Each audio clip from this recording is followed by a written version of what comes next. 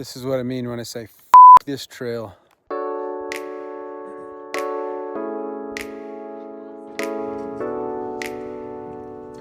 Good freaking morning, everybody.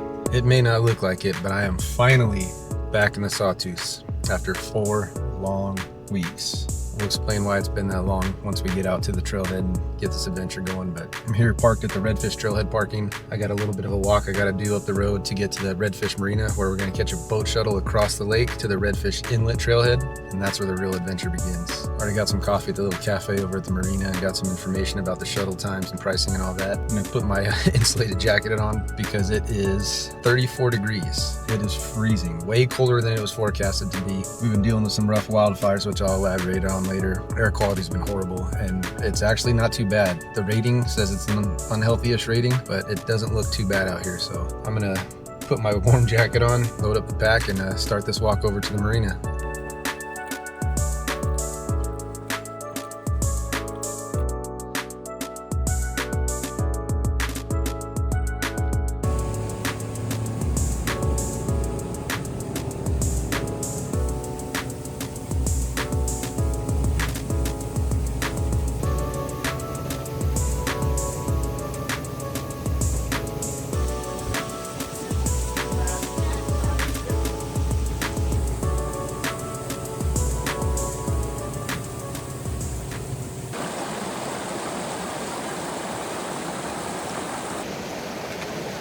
Starting off with a familiar foe. Made it across that creek crossing with no issues. No tumbles and spills this time.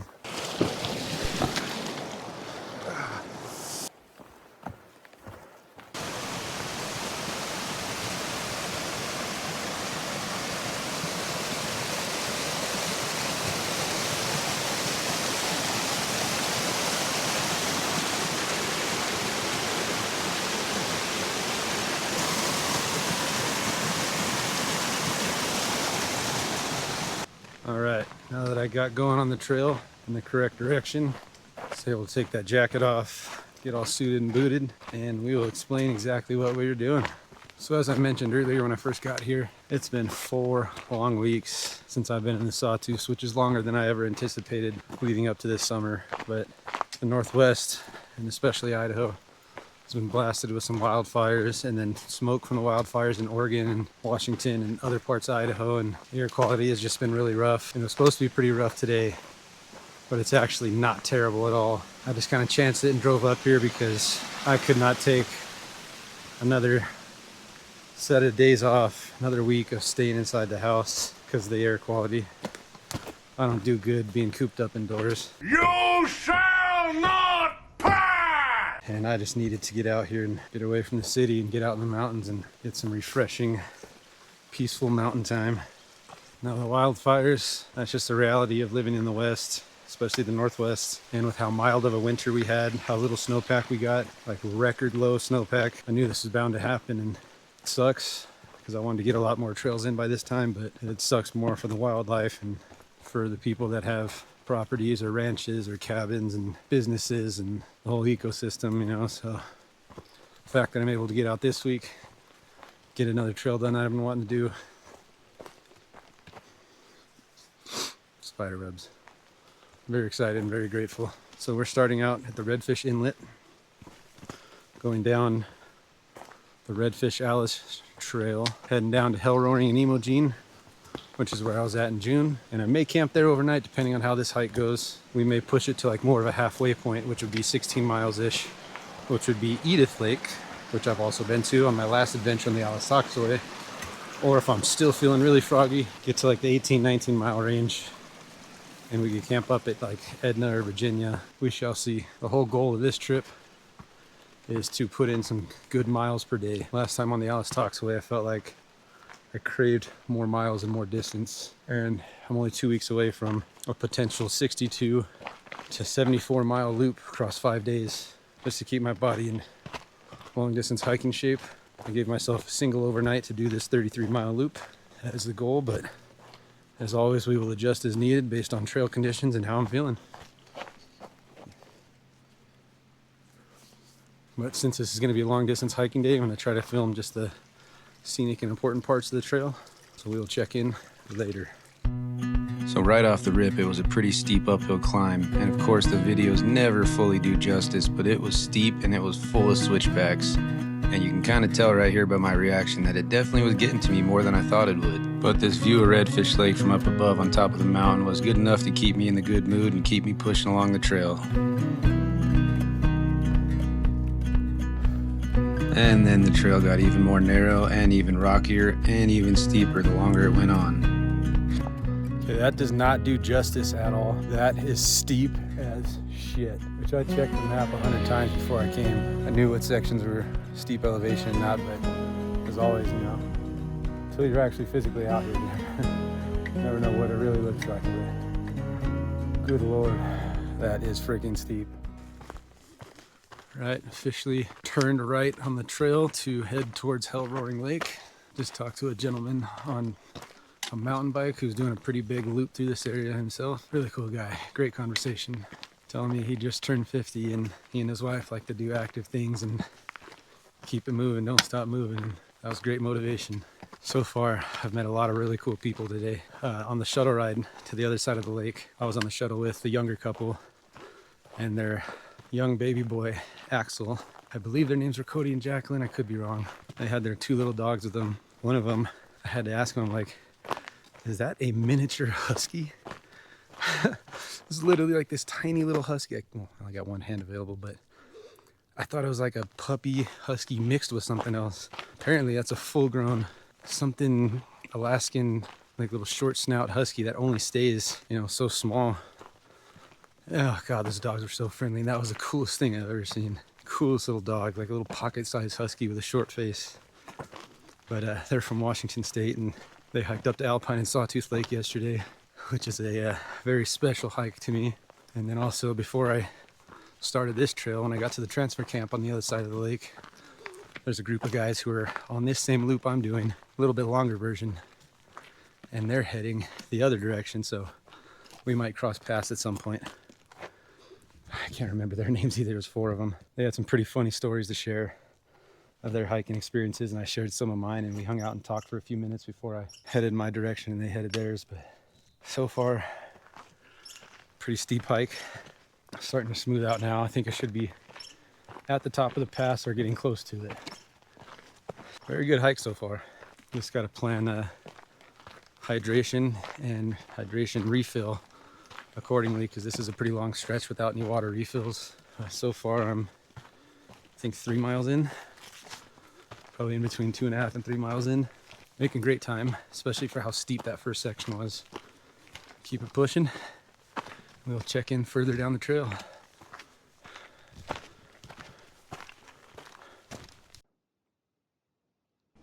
And this is when it turned into blow down city. I mean, everywhere it was just blown down trees. And apparently this section has not been maintained since the 2024 redfish fires, and it definitely showed. Parts of the trail weren't too bad, pretty flat, pretty clear, but most of this trail was awful.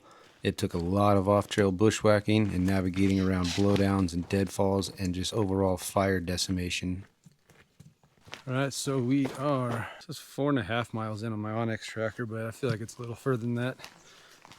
Finally getting some flat, some downhill. First few miles, man, that was no joke. And it's starting to warm up too, but we are in a much more manageable section to kick up the pace a little bit. I was trying to take it slow and steady for most of that first few miles, because that was, like I said, really steep, rocky, steep, narrow. And this is also a large stretch of trail that doesn't have any creeks. I mean, it's been 5 miles and I've seen only 1 since the first half mile. But I'm managing my hydration properly, staying hydrated, but also not overdoing it, because I know once we get closer to Hell Roaring here in a couple miles, then, or a couple-ish miles, then there's going to be some creeks and refill options down there. But overall, I'm feeling good, feeling pretty good. Definitely feeling a little bit of rust from not being on any trails in the last month, but air quality is a little smoky. Still got that wildfire scent, but it's not terrible compared to how bad it's been. Not bad at all, so let's hope and pray it stays that way. Still haven't seen anybody on trails since that mountain biker I talked to a few miles back or so. Very peaceful, very nice. So we'll keep it pushing and check in at our next little progress checkpoint.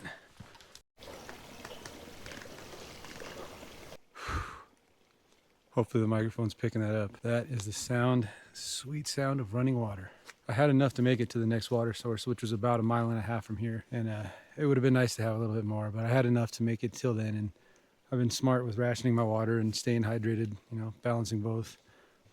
But I was thinking right now, man, it sure would be nice to stumble upon a creek, even though I know I don't think there's one over here. And just right now, I heard that sweet sound of running water. That means I get to take a nice chug off the rest of what's in my bottle, refill and take as many chugs as I want, add some liquid IV. I'm freaking stoked.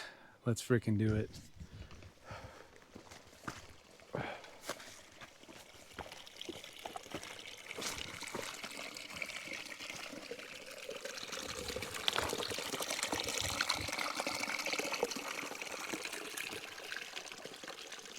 Oh, that is one sweet sound. Oh man, how awesome. Perfect time to take the pack off, refill the water, and hydrate up. Oh gosh. Heck yeah, dude. Running freaking water.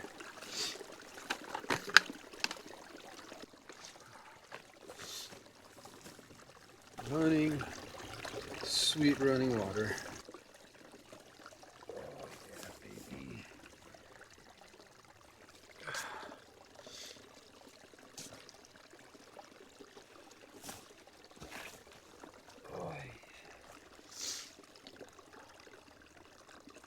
It's actually a pretty peaceful little spot. Nice change of pace. It's a little reward from the last 6.5 miles. That trail, everything that they said in the Sawtooth hiking groups on Facebook that I'm in about this trail. So somebody else had posted asking if anybody had done this portion of this trail recently because they heard it was Blowdown City and they're looking at this section as part of the loop they were creating. I said, yeah, you know what? If anybody does answer, tag me too, so that way I can know, because this is on the loop that I have mapped out for this week also. A couple of people said, oh, it wasn't terrible. And a couple of people said, dude, Blowdown City. There's off-trail excursions. It's rough. It hasn't been maintained since the 2024 fire up here. And they were 100% right. Some sections were super steep and narrow and slippery as hell. As you can see, I'm using both trekking poles. I never use 2 trekking poles at a time unless it's super sketchy. There were some sections that were narrow, slippery, sketchy, steep. And then there were some that weren't so sketchy as far as being narrow and steep, but they were just littered with the amount of blowdowns. I've never seen that much before. Deadfalls and blowdowns, and just you have to do some bushwhacking and getting off trail and getting back on trail, and that was tough. I'm not gonna lie. I would say that would be one of the harder hikes I've done in quite a while or ever, just because of the obstacles and the fact that it was 6.5 miles with no water resupply. You have to be an experienced hiker or experienced outdoors person with your knowledge of your own body and yourself, you know, at least, and know what you're capable of and know how to ration water. And thankfully I feel confident in my experience out here that I know how far I can push it on how much water. And as you see, I just took a nice chug of like 13 ounces right now, and I already have a resupply, so worked out perfect. But it was definitely tough section of trail for sure. Definitely gonna make the next 11 miles, 10 miles or so that I got mapped out for today. It's gonna be tough. Not gonna be any slouch, but have faith in God, have faith in myself, and it's beautiful. Enjoying it. If I need to adjust, I'll adjust.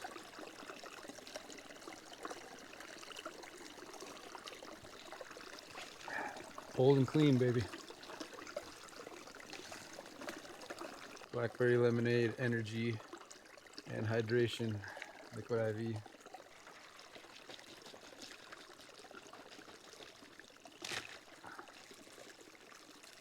Couple of Nerds juicy gummy clusters. Gotta ration these. All right, all hydrated up, stocked up on water. Should be about 3 miles from Hell Roaring Lake, and then a few more miles to Emogene Lake, a few more miles to Edith Lake, or a few more miles to Edna or Ardith Lake or whatever. So let's get to it. I'll check in later.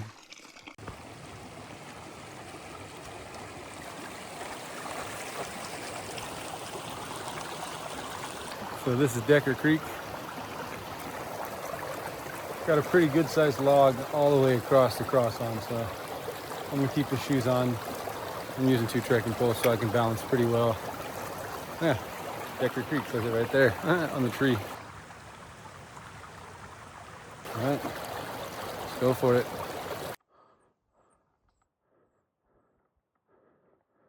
So at this point, the trail started to get really slippery and really steep downhill, and the smoke started rolling in. Finally not on a steep uphill, sketchy ass freaking blowdown infested trail, or on a slippery ass narrow uphill or downhill trail.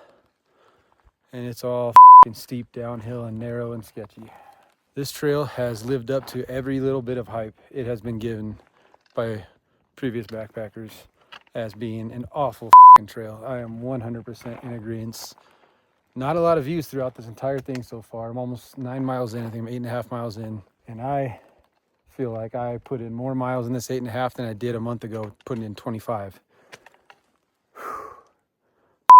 This trail. I don't know if this is just in the shitty phase and I'm getting pissy about it because I'm hungry and I'm irritated. But I'm starting to think about an exit strategy, an early exit strategy, because this is... Okay, so I'm at home. It's the next day, and I'm realizing right now as I'm editing this video that I didn't do a very good job at capturing on video how bad that section of that trail was.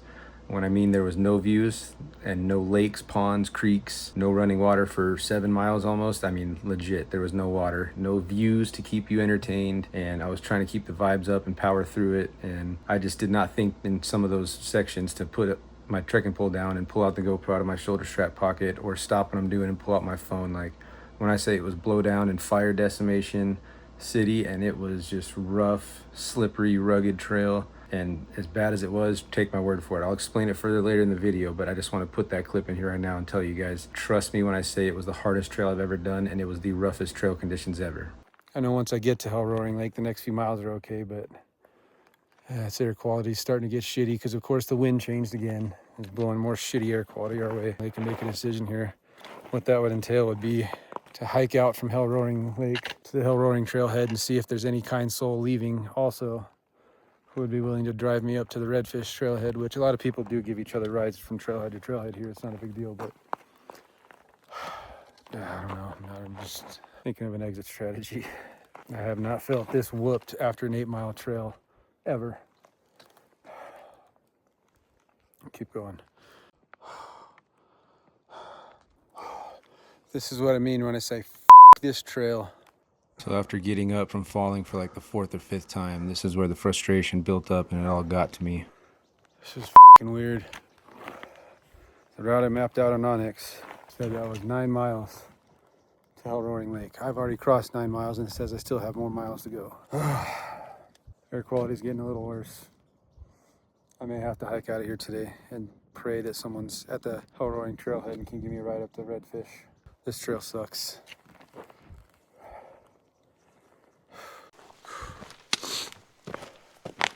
All right, should finally be coming to the trail junction to go to Hell Roaring Lake.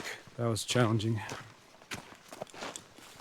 Over 3,000 feet of elevation gain across 9.5 miles so far. Oh man, like I said, those conditions, unlike anything I've ever been on in the nearly 100 Sawtooth miles that I have under my belt. This is by far the worst, the hardest. I need to eat my dinner for tonight as soon as I get to Hell Roaring Lake. It's only 2:16, but I'm freaking starving. Need to get some calories in me so I can decide what the hell I'm gonna do. Maybe I'll feel better after I eat. Maybe I'll want to keep pushing it to put in more miles today to make completing the loop tomorrow more feasible. Maybe I'm gonna get to a point today where no matter what I do, I'll realize that this is way more than I could chew. Especially because of that Trail 092 section. That was brutal. Here's the trail junction. This looks familiar. I'm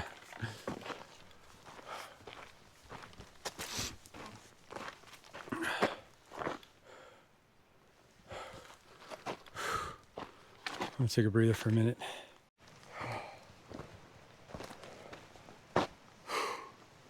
Need to find somewhere to sit down and make some food. I'm shaking. Then we'll go sit by Hell Roaring Lake and decide what we're gonna do.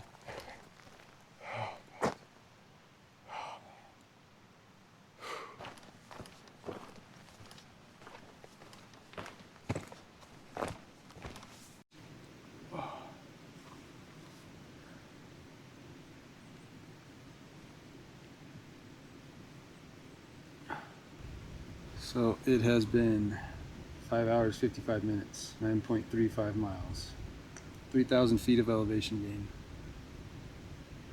I've never felt that whooped after 9 miles. I mean, not since my first time doing 9 miles maybe, but oh my God. I bit off more than I could chew at that section of that trail. I knew it was going to be tough, I just didn't know it was going to be that tough. Literally is ripping the soles off my trail runners from how steep and slippery it was. First things first, I gotta get some fresh water because what's in my bottle has electrolyte in it.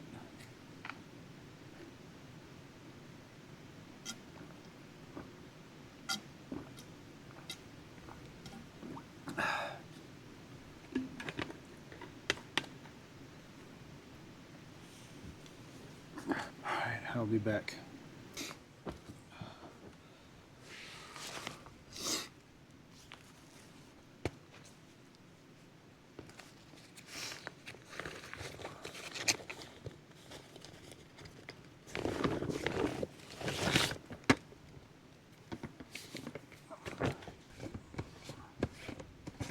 $2,600 calories burnt already today. I don't know if a tuna pouch and beef jerky is gonna do it. I really don't want to eat my dinner this early. I still have some miles to go if I decide to keep going.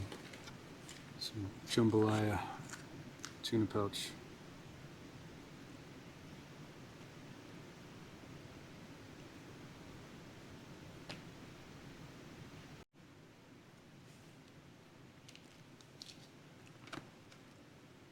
I have a decision to make.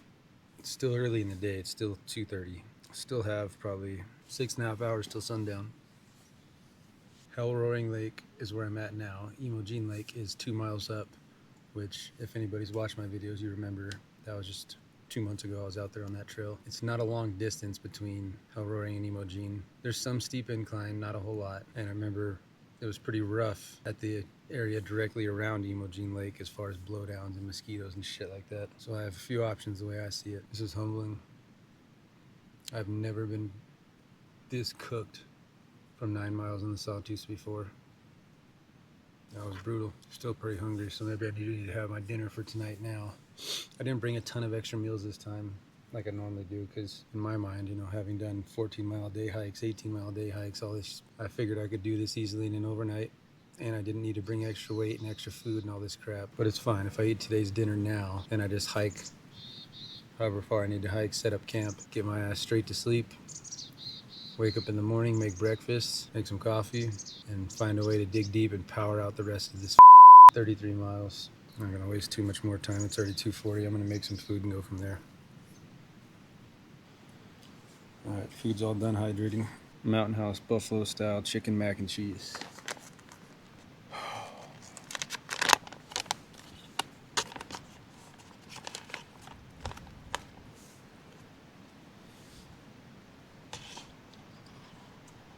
Pretty dang good. Just to add insult to injury, when I was taking my jet boil off the burner, might have been when I was pouring out the water into the Mountain House, actually. Poured a nice little spot of boiling water right on my knee. I have a nice big red spot on the top of my knee. I love that for me.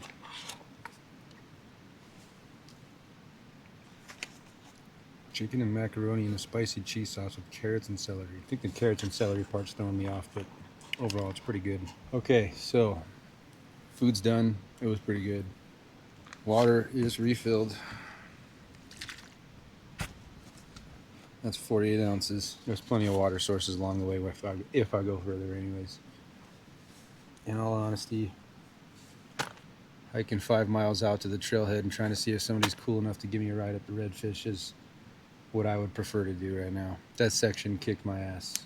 That section defeated me.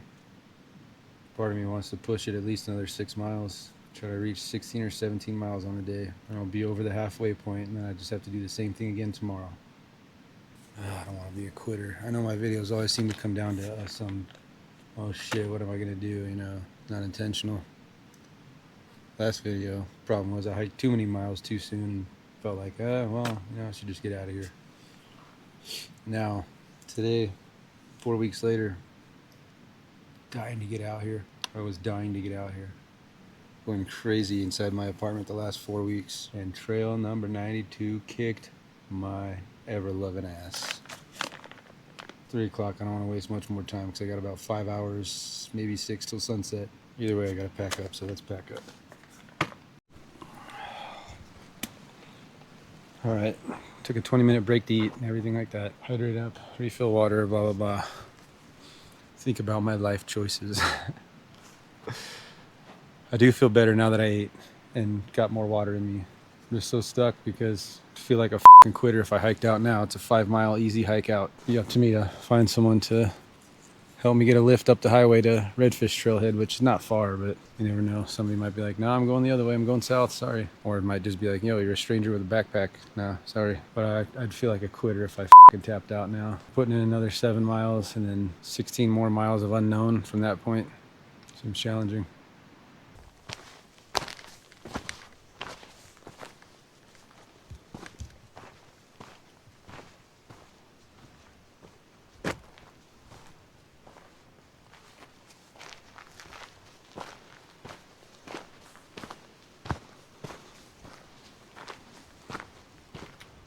There it is, Hell Roaring Lake. Less than 2 months ago, I sat over here on one of those logs. Or actually, yeah, it was right there. Getting chewed up by mosquitoes all over the top of my head. But I sat here that day knowing I could do a 14-mile day hike, and I pushed through it. And I felt good about it. And I just waited and wished for this time to be able to come out here and backpack with all the snow melt gone and warmer temps. Now here I am feeling like I'd rather take the easy way out on this hike.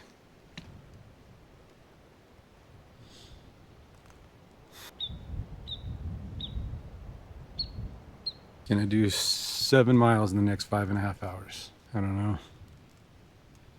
This would be the first trail to ever kick my ass and make me tap out. Air quality's getting horrible.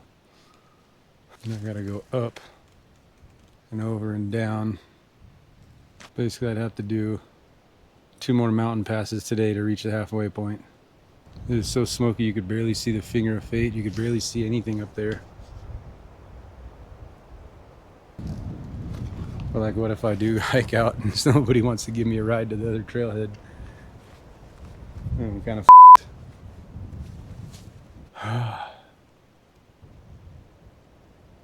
I just don't have the time or the food resources to stay. I could easily turn this into a 3-day or no problem. Get it done in 3 days, 2 nights, but I didn't bring enough supplies with me because I had full intentions of doing it overnight. Probably gonna look like an idiot to all you guys, but I don't give a shit.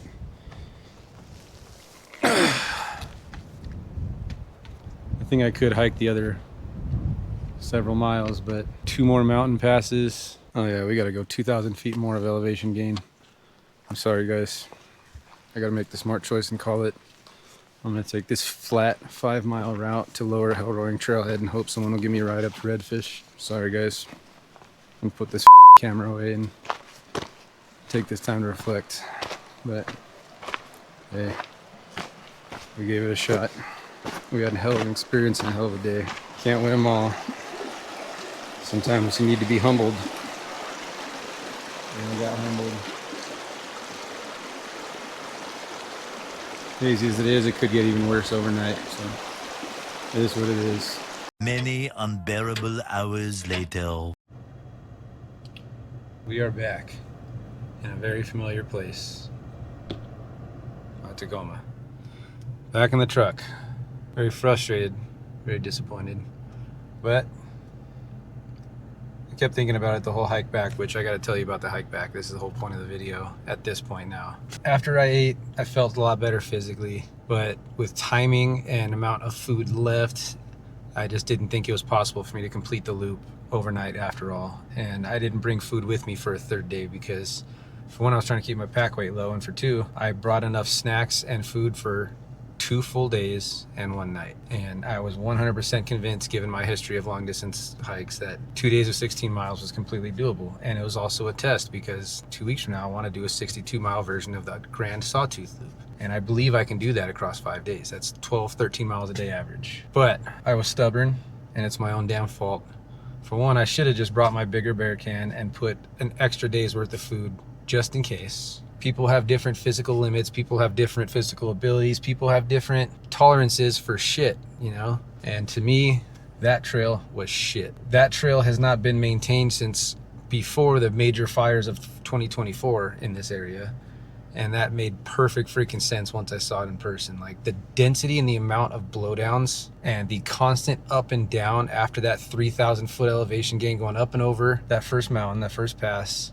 And then it flattened out for a little bit, and then it was just climbing through deadfalls and going off trail and around, and climbing through deadfalls and going off trail. And it was from the first little creek when I first took my jacket off this morning, from there to the first water resupply, there was no freaking view of like mountains, skies, lakes, nothing. It's just dense forest of deadfalls and up and down, and not one single water supply in that 6.5 mile stretch, maybe 7 miles, whatever it was. Not one option for water supply. Now, I didn't run out, but I was just barely keeping it conservative, just keeping the mouth wet, keeping myself hydrated, when at times I really wanted to chug that freaking water, but I couldn't because no water resupply around. And I went through 48 ounces of water by the time I got to that water resupply. And then there was sections of that trail where I couldn't even pull out my GoPro or my phone to paint a picture effectively. Like, it was that dense of deadfalls and blowdowns and fire damage and just bushwhacking. It was that dense that the thought to pull out my phone and show you guys so that you understand the picture and get a full visual understanding, that thought didn't even cross my mind. Dude, I am so burnt. I am cooked. And then there were sections where it was super narrow. Like the trail had to be no more than 16 inches wide. Loose rock and dirt and debris, uphill and downhill. Like the angle was just insane. And I kept slipping and having to jab my trekking pole into the ground. Okay, so the GoPro died, but I think where I left off when the GoPro turned off was there were sections of the trail that were probably like 16 inches wide and super loose dirt and rock and gravel, and I just kept slipping and jabbing my trekking pole on the ground. A couple times I twisted my arms and legs, and it just wore me out. And it was very humbling to do 9.4 miles and feel so freaking whooped by it. And I knew I was kind of in trouble a little bit when I ate my dinner for lunch because I needed something whole and hearty, and I ate a snack, a tuna bowl, 4 beef jerky sticks, and a backpacking meal, a Mountain House chili chicken mac backpacking meal. And I was still a little hungry. It physically made me feel a lot better, and I felt like I could continue. But mentally, I just thought, you know what? You see all the smoke from the wildfire coming in, so the wind must have changed directions. Bad luck. I knew that was a possibility coming into this. I mentioned that already. But thinking about going up towards that smoke and up to Imogene Lake was easy. It's 2 miles, and only a mile of it's uphill. Like it's I've done it before. It's not bad. From Imogene Lake, that's like 11.5 mile mark-ish, 12 mile mark-ish. That didn't get me to where tomorrow's hike out was feasible. If I was doing a 3-day trip, that'd be a perfect stop, or even just stopping at Hell Roaring Lake would have been a perfect one-night stop. But thinking about having to go up to Imogene and then up and over Imogene Pass, over towards Edith Lake, and either go to Edith Lake and then up and over Sand Mountain Pass, or vice versa, whatever. I'm thinking 2 possible mountain passes with 5.5 hours of daylight left, with smoke rolling in. I already ate my dinner, but what I was thinking when I ate my dinner was that I could eat and then continue hiking until damn near dark, and then just set up my tent and camp, and boom. But it didn't seem smart. And then after I poured boiling hot jet boil water on my freaking knee, that was the icing on the cake. And it's just, you know what, that was the point where Hell Roaring Lake was like, if you go any further, it's either gonna not benefit you or you're gonna go past the point of no return. Like that was the point where it was like, okay, based on the mileage and an easy exit point, like if I was gonna exit, I had to do it then. I had to take a chance. Thankfully for me, I ran into 2 very kind young gentlemen. There's a family who was on their way in from the Hell Roaring Trailhead, just starting their backpacking trip. And they were super cool and sympathetic, even checked to see if I had water and stuff. I'm like, yeah, no, I got everything I need. It's just, unfortunately, you know, my loop didn't work out. And you gotta know when to tap out. I knew that was time. I could have stayed out there for the night, at least just camp out at Hell Roaring or Imogene and at least just get one night camped out here. But the wind was picking up and the smoke coming in. I'm just like, dude, I already admitted defeat. I'd rather just get out of here. Tuck my tail and call it. You know, it's not my only trip to the Sawtooths this year, and it's not my last one. I'm blessed for all the time I've been able to spend in the Sawtooths this summer and last summer, even if it's not as much as I anticipated or hoped, but it's not the end of the summer yet. And these 2 kind gentlemen, I took a gamble, so that was the thing, was Hell Roaring Lake Trailhead is south of Redfish Lake Trailhead, which is where I left my truck at Redfish Trailhead, remember? I had to get out at the Hell Roaring trailhead and hope and pray there was someone leaving. And I got from the trailhead sign when you enter, or just before you enter the wilderness boundary, right around that area. And I saw these two young guys and I just shot my shot. Like, dude, I have to ask you guys, man. Like, I hate to be this guy, and hopefully this doesn't sound weird, but are you guys leaving right now? Like, and I told them the whole story. Owen and Cash, two very solid young gentlemen who did their own loop, their own little out and back or something like that. And they ended up having a trip where they didn't go as far as they thought they wanted to. And they also turned around early and took the easy route out too, because they saw the same things I did with the smoke and the wind. And they had their time out there. They did some fishing, caught some cutthroat trout, which was really cool to hear. But these guys not only did not hesitate about giving me a ride from the trailhead to Redfish Trailhead, but I hiked with them the whole way. We had good conversations, told some life stories, all of our backpacking stories, pointers and tips for each other on areas we both are interested in and stuff. And it was just really cool. And unfortunately our cell phones, of course, don't have service for most of this entire way. And he didn't have Cash App, Zelle, Venmo or something. He's heading up to meet his buddy Owen at a gas station and then a pizza place in Stanley, which is the opposite direction of where I'm going. And they didn't want to take any money from me. And I'm like, dude, I gotta at least pay for you guys' pizza or something. I gotta shoot you some cash money for gas and stuff. And you're young guys, you know, let me do this. And they're like, no, we're passing by where you're at anyways, dude. It's really not a big deal. It's cool hiking out with you. Of course, their cell phones didn't work, but I convinced them to let me. I said, just take down my number. So when you meet up with Owen and you get cell service, as soon as I see a text from you guys, I'll pull over, and I'll pull over where there's cell service, and I'll send you whatever Owen has, Cash App, Zelle, Venmo. Let me pay for your pizzas tonight, man. Just, you guys did a kind gesture for someone who had little or no hope of someone helping him out. And I just would really like to return the favor of doing something nice for you guys. So I doubt there's any way they'll ever see this video, but Owen and Cash, solid young gentlemen. It was a long, hot, dry, and dusty 6-mile hike out. It was great, man. And thank you guys so much. Hopefully you guys do text me, because who knows, maybe we could set up a hike in the future together. That'd be really cool. But with all that being said, failed adventure. The first trail to tap me out and send me home early. I gotta start driving so I can get to cell service in case they text me I could shoot them money for their pizza.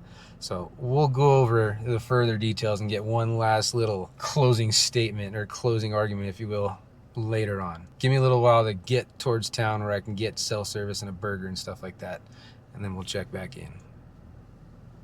What do you know, I'm back in the truck again. So it's the next day, the afternoon of the next day, and I just wanted to make a couple final points. I know I talked for a really long time in that last segment. That wasn't my intention for the video at all, but after watching the full video and getting home last night and editing today, I just want to make a couple last little points. So I stopped the tracker at Hell Roaring to the exit, which from the lower trailhead to Hell Roaring Lake, which is where I left at, is 5 miles. I didn't even realize that when I met up with Cash and Owen and asked them for a ride. We were already at the lower trailhead. I was wondering why. I kept telling them, like, dude, I swear it feels like this is so much longer than what I remember, you know, because I'd taken that trailhead before, the lower and upper. And I'm like, that just seems so much longer. And they're like, no, it's about that distance. Well, they parked off the highway and the service road, not at the trailhead. When I met up with them, it was at the lower trailhead. So it was actually like 7.5, 8 miles out or something like that, or 7 miles out. So doing the math with what I stopped my tracker at, plus their hike, I think I ended up putting in close to 17 miles anyways, just not in the right direction that I had planned anyways. The whole goal was to test myself on a super long hike in the Sawtooth specifically, and I did that. I gotta stop being so hard on myself and focusing so hard on pushing it further and further every week and focusing on miles. And I need to get more comfortable in less mile hikes and spending more time at camp and spending more time out there in general, and remind myself it's not always about the miles and crushing distance and having to prove something to myself, you know. Either way, I still did a hell of a long hike in the Sawtooths in rugged terrain. That was nice. That was cool. Wasn't what I'd planned, but I was thinking about it last night when I drove into town. I just really let my stubbornness and overconfidence get to me, and, you know, lesson learned, humbled myself, you know. So I know better going into it next time, and maybe that 66 mile or 62 mile or 70 something mile route in a couple weeks, maybe that's not the brightest idea for me. Maybe I should do another like 30-ish mile 3-day loop. Maybe go back and try that same one again and save that horrible section for one day in itself. Hell no, I ain't going back to that trail ever again. No, but yeah, I needed to humble myself and not let my stubbornness get in the way and use my head more. Mistake learned, you know. It is super hot and sunny in Twin Falls today. Much better air quality, but super hot and sunny. Anyways, I also need to understand that I made the smart choice to get out when I did. I mean, you could see in the video there at Hell Roaring Lake, the wind changed directions and started blowing all that smoke and wildfire air quality in, and it just wasn't comfortable. It wasn't good.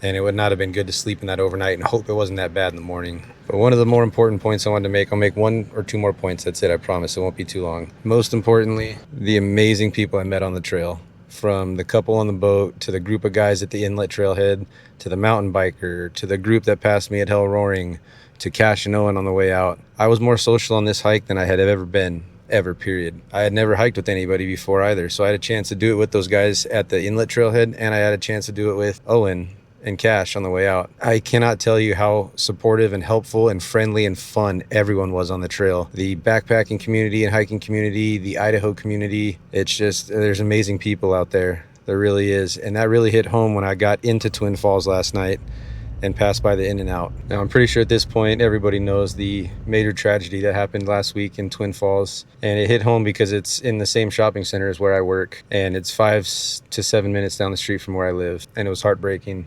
And this video is not going to be about that. I don't want to get into details of anything like that, but it just makes you really think like there's horrible people out there in the world that do horrible things to people. And then to go from that feeling all week to being out in the outdoors in such remote backcountry and see so many people and come across so many amazing souls. Like, I'll probably never see any of those people again, but it makes you wish, like, God, I wish I could see all those people again and live that experience again. And connecting with all those amazing people made the entire experience worth it. And I thought about it and I'm like, you know what, I wouldn't change a damn thing about the experience because of all the amazing people that I met. So I'll just close this video up by saying, if you made it to this point and watched that roller coaster up and down of an adventure and all my rants and rambles along the way, and I felt like there was a lot of dead video time with me sitting there and going over options and all that, if you made it to this point, thank you so much. And the Twin Falls community and everyone impacted by this tragedy, my heart goes out to the families of the victims, to everybody involved, everybody that was injured, everybody that was there, and anybody who has to live with this tragedy for the rest of their lives. But Twin Falls, the community is strong. In Idaho, we fight back. Idaho sticks together. There's amazing people out there in the world that sacrifice themselves for the better of others, and it's just a reminder of how many amazing people there are out in the world, even through hard times and crazy times and times where bad people do bad things to people. There's twice as many good people out there. So